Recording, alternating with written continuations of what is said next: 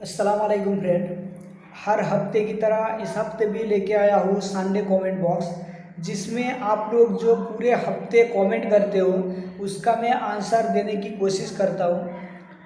तो आंसर को देने से पहले मेरे चैनल को अभी तक अगर सब्सक्राइब नहीं किया तो चैनल को सब्सक्राइब कर लीजिए और बगल में जो घंटी का बटन है उसको दबा के ऑल नोटिफिकेशन को ओके कर दीजिए।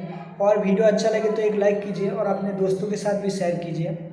और मेरे चैनल में एक गिव अवे चल रहा है जिसमें मैं सेंसर टेस्टर मशीन 10 आदमी को देने वाला हूँ। अगर उसमें पॉजिटिव पार्टिसिपेट करना चाहते हो तो जाके उस वीडियो को देखिए और उसमें जो कहा गया उसको फॉलो कीजिए।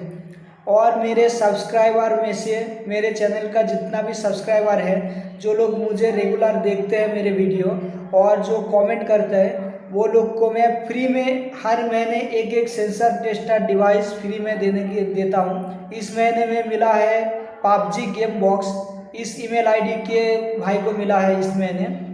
तो बाकी अगले महीने फिर मिलेगा। जितने भी मेरे भाई लोग जो कमेंट करेगा मेरे सब्सक्राइबर में से, उनको मेरे दोनों चैनल का सब्सक्राइबर होना चाहिए। इस चैनल का भी सब्सक्राइबर होना चाहिए और एक मेरा दूसरा चैनल है उसका भी सब्सक्राइबर होना चाहिए। तो जो मेरा सब्सक्राइबर होगा वो लोग को फ्री में मिलेगा हर महीने एक एक सेंसर टेस्टर डिवाइस। ठीक है, तो इस महीने जिसको मिला है उनको तो मिल जाएगा और अगले महीने जिनको मिलेगा उसको भी मैं भेज दूंगा अपने एड्रेस पे। ठीक है, वो उससे एड्रेस लेके मैं उसको भेज दूंगा। तो चलिए मैं पहले कमेंट की तरफ चलते हैं। तो फर्स्ट कमेंट किया है आदित्य वर्मा उन्होंने। तो इनका सवाल है कि सर मेरे एक नया ई रिक्शा है जिसमें बिना चाबी को ऑन किए ही उनका जो लाइट है वो जल रहा है और हॉर्न भी बज रहा है। तो ये किस चीज़ के बारे में हो रहा है उन्होंने पूछा है। तो उनको मैं बोलना चाहूँगा कि ये ज़्यादातर होता है वायरिंग के फॉल्ट की वजह से, या तो जो आपका चाबी है वो अगर शॉर्ट हो जाता है तो ऐसा होता है। आप एक बार चाबी को चेंज करके देखिए तो हो सकता है कि ये बंद हो जाए। अगर चाबी शॉर्ट होने की वजह से होता है तो ये ठीक हो जाएगा। ठीक है, और कभी कभी क्या होता है कि वायरिंग फॉल्ट होने से भी होता है, जैसे कि 48 वोल्ट कहीं पे भी अगर फॉल्ट हो जाता है तो ऐसा होता है कहीं पे। ठीक है, तो ये वायरिंग के ये दूसरा कुछ वजह से नहीं होता है, ज़्यादातर वायरिंग फॉल्ट और स्विच वगैरह ये सब की वजह से। सबसे पहले आप देखिए चाबी को, उस चाबी में देखिए कि चाबी में कुछ शॉर्टिंग है क्या। अगर शॉर्टिंग नहीं रहेगा तो वायरिंग को देखिए 48 वोल्ट वाला वायर को पहले, क्योंकि 48 वोल्ट वाला वायर से 12 वोल्ट को मिलेगा करंट तभी वो चालू होगा। ठीक है, तो पहले 48 वोल्ट को देखिए फिर 12 वोल्ट वाला वायर को देखिए, तो आपका जो प्रॉब्लम है वो सॉल्व हो जाएगा। तो दूसरा, चलिए दूसरा कमेंट की तरफ चलते हैं। तो नेक्स्ट कमेंट किया है अजय कुमार। इनका सवाल है कि रिले का बनाइए। तो रिले के डायग्राम बनाने के लिए इन्होंने कहा होगा। तो रिले के बारे में डायग्राम मेरे चैनल में पहले से दिया हुआ है, आप जाके वो वाला डायग्राम देख सकते हो। उसमें 2 पिन का 3 पिन का दोनों का डायग्राम दिया हुआ है, आप जाके देखिए। तो चलिए नेक्स्ट कमेंट की तरफ चलते हैं। तो नेक्स्ट कमेंट क्या है संजीव कुमार। इन्होंने कहा है कि एमसीबी बार बार क्यों गिर जाता है, इन पर एक वीडियो बनाइए। तो एमसीबी ज़्यादातर बार बार गिरता है शॉर्टिंग के वजह से। अगर आपका वायरिंग में शॉर्टिंग होगा तो एमसीबी बार बार गिरेगा, और एमसीबी ख़राब होने से भी होता है, लेकिन ज़्यादातर अगर वायरिंग में शॉर्टिंग रहेगा तो आपका एमसीबी गिर जाता है। तो आप पहले वायरिंग को चेक कीजिए कि कहीं पे फॉल्ट है क्या या कहीं पे शॉर्टिंग है क्या, वो एक बार देख लीजिए। ठीक है, तो चलिए नेक्स्ट कमेंट की तरफ चलते हैं। तो नेक्स्ट कमेंट किया है सूरज गुरु जी ने। इन्होंने कहा है कि गाड़ी चलते समय हैंडल पूरा कांपता है, क्या प्रॉब्लम है। तो हैंडल ज़्यादातर कांपता है अगर आपका हैंडल बियरिंग ख़राब हो जाता है या हैंडल लूज हो जाता है, जो बियरिंग लगा हुआ रहता है जहाँ पे, वहाँ पे लूजिंग के कारण आपका हैंडल कांपता है। तो थोड़ा आप जो टी है उसको ढीला करके आप उसको जो नट रहता है वहाँ पे उसको टाइट कर दीजिए तो वो बार ठीक हो जाएगा। ठीक है, और आपका जो फ्रंट का एक्सेल है उसको एक बार देखिए कि वो भी ढीला है क्या, फ्रंट का बियरिंग खराब है क्या, वो देख लीजिए। क्योंकि अगर फ्रंट का बियरिंग भी खराब होगा तो चक्का इधर उधर हिलेगा, उसके वजह से भी थोड़ा हो सकता है। लेकिन ज़्यादातर गले वाला जो बियरिंग रहता है गले में, वो खराब होने से या तो ढीला होने से आपका ये प्रॉब्लम होता है। तो आप अगर बियरिंग सही रहेगा तो उसको थोड़ा सा टाइट कर दीजिए तो ठीक हो जाता है। अगर बियरिंग खराब रहेगा तो बियरिंग को चेंज कर दीजिए, आपका जो प्रॉब्लम है वो ठीक हो जाएगा। तो चलिए नेक्स्ट कमेंट की तरफ चलते हैं।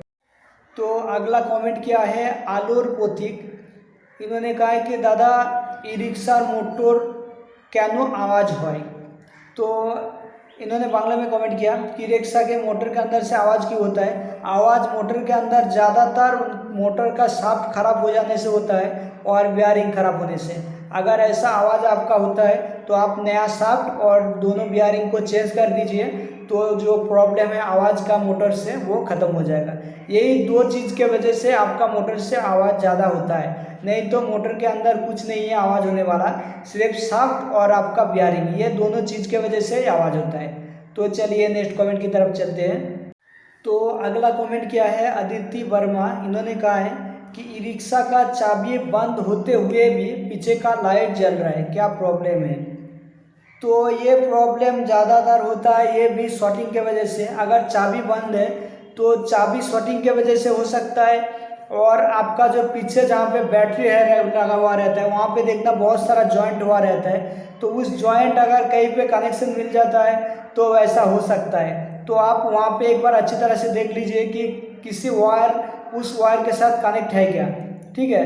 ये ज़्यादातर शॉर्टिंग की वजह से होता है, ऐसा प्रॉब्लम दूसरा किसी भी कारण से नहीं होता है। ज़्यादातर ये आपका गाड़ी का शॉर्टिंग के कारण से ही होता है, और वहाँ पे बहुत सारा वायर पड़ा हुआ रहता है, तो किसी वायर में तो वोल्टेज होगा वहाँ पे, तो उसको जाके वहाँ पे टच हो जाता है, तो इसकी वजह से ज़्यादातर होता है। और बैटरी का पानी वगैरह गिर जाने से आपका जो प्लग है वो भी शॉर्ट हो जाता है, तो इसके वजह से भी होता है। तो आप उसको एक बार चेक कर लीजिए। तो चलिए नेक्स्ट कमेंट की तरफ चलते हैं।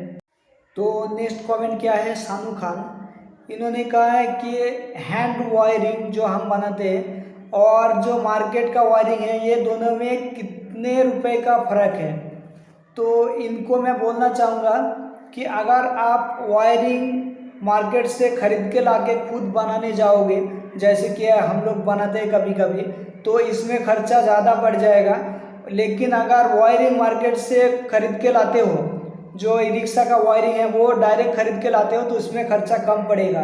क्योंकि हम लोग जो वायरिंग खरीद के लाएंगे, हम अपने लिए लाएंगे तो थोड़ा अच्छा वाला ही वायर लाएंगे, तो उस वायर में दाम थोड़ा ज़्यादा बढ़ जाता है, ठीक है।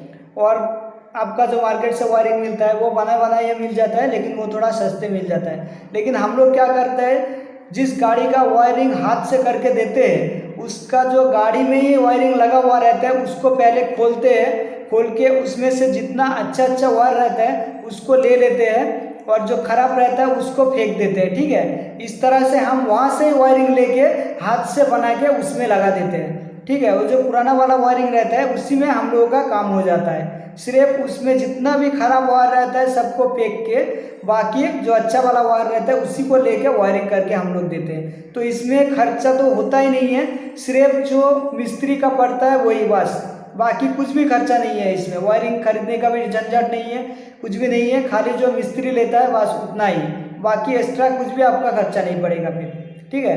तो चलिए नेक्स्ट कमेंट की तरफ चलते हैं। तो नेक्स्ट कमेंट क्या है नटवर अधिकारी। उन्होंने कहा है कि दादा मोटरेर सेंसर कत रकमेर है।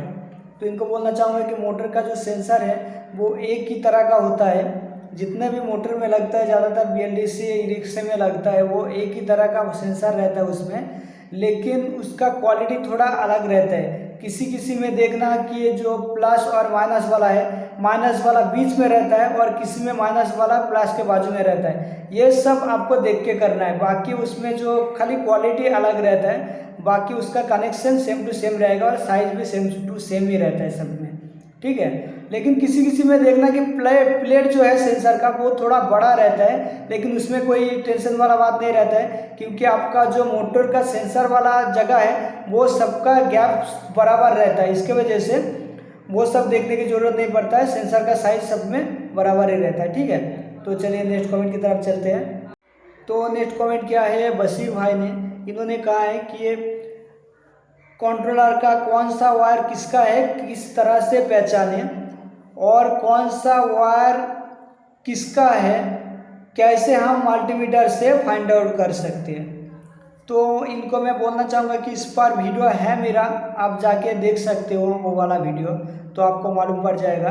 बहुत सारे वीडियो में मैं दिखा दिया कि कौन सा वायर किस चीज़ का है, उसमें ज़्यादा वायर लगा हुआ नहीं रहता है, एक्सीलरेटर का रहता है, रिवर्स का रहता है, और आपका जो स्पीडोमीटर का रहता है एक, ठीक है। और आपका 3 मोटा वाला रहता है और 2 प्लस और माइनस रहता है, ठीक है। और आपका जो एंटी थेफ्ट सिक्योरिटी अलार्म का रहता है। तो यही सब वायर रहता है, ज़्यादा वायर उसमें हुए एक्स्ट्रा वायर कुछ है ही नहीं, ज़्यादा जितना काम का है उतना ही है। तो मेरा वीडियो दिया हुआ है, आप जाके देख सकते हो। तो चलिए नेक्स्ट कमेंट की तरफ चलते हैं। तो नेक्स्ट कमेंट क्या है, सूरज गुरु जी ने, इन्होंने कहा है कि ई रिक्शा का एक्सेलेटर फ्रंट में चलता है, जब रिवर्स करता हूँ तो फ्रंट में नहीं चलता है, क्या प्रॉब्लम है। तो इनको मैं बोलना चाहूँगा कि आपका हो सकता है कौन सा वाला, पहले देखना पड़ेगा कि कौन सा वाला कंट्रोलर है आपका।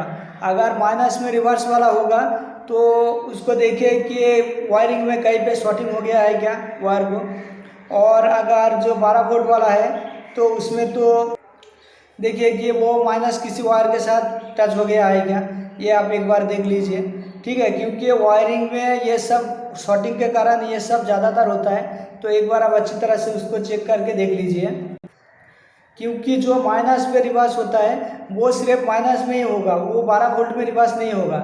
और जो 12 वोल्ट में होता है वो माइनस में रिवर्स नहीं होगा, ठीक है। तो इसको आपको देख लेना है वायरिंग को अच्छी तरह से एक बार चेक करके कि कहीं पे टच वच हो गया है क्या रिवर्स वाला वायर। और सबसे आसान है कि आप जो वायरिंग वाला वायर कंट्रोलर में आपका रिवर्स वाला वायर है उसको एक बार खोल दीजिए, फिर देखिए ऐसा होता है क्या, ठीक है।